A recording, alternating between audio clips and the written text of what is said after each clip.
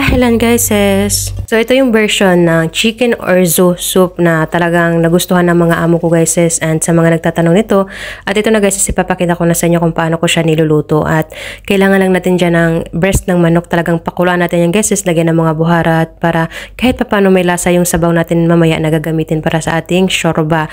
So sa isang jidder, naglagay ako dyan ng konting mantika and then butter. At isinunod ko na nga itong sibuyas guys, sis, na hiniwa ko talaga ng maliliit, as in sobrang maliliit na maninipis. And yes, sibuyas lang yung kailangan nating igisan dyan guys. And saute. At nung mag light brown na nga itong ating sibuyas, ay isinunod ko naman itong ating half cup ng macaroni rice. And mekos-mekos natin yan guys. And at kung wala naman kayong macaroni rice, pwede naman yung Egyptian rice. Yung parang malagkit siya guys. And after nyan ay inilagay ko na nga itong ating hinimay-himay na breast chicken. So, isang breast chicken lang pala to guys, pero malaki yung size niya. And imekos-mekos yan natin guys. At pagkatapos yan, ang ginamit ko pala na pang sabaw dito ay yung ginamit natin sa dun sa pinakuluan natin ng manok kanina guys, na may timpla na nga na sinasabi ko, meron ng mga spices buharat. And yes, imekos-mekos natin yan guys, at dinagdagan ko pala yung sabaw dyan at pakuluan lang natin yan ng mga 15 minutes.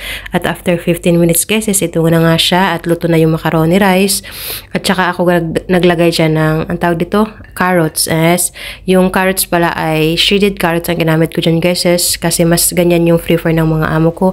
And nung kumulo na nga ulit ay inilagay ko na itong cooking cream. Guys, cooking cream ha, hindi ko po prefer yung gatas dito or fresh milk. Mas gusto ko talaga is cooking cream kasi mas masarap siya at mas malasa.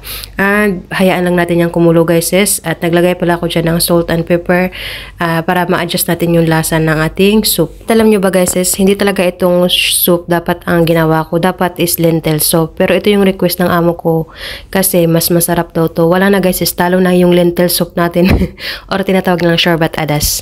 And after nyan guys, ay inilagay ko na nga itong parsley leaves or bagdunes.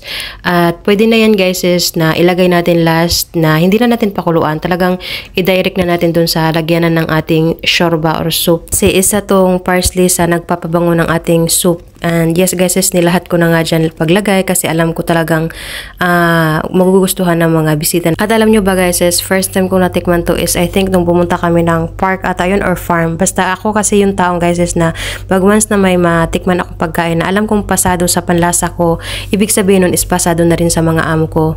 At kasi alam ko na yung mga taste ng mga amo ko guys. And yes, hindi nga ako nagkamali at nagustuhan talaga nila to guys. Kaya every time na ito yung shorba ko, talagang tuwang-tuwa itong mga amo. Kaya naman nagaganahan din talaga ako guys na gumawa ng mga pagkain ng mga amo ko. Kahit na hindi nila sabihin kasi alam kong ma-appreciate nila. So, yes guys, tingnan naman halos maubos na ng mga bisita namin, o diba?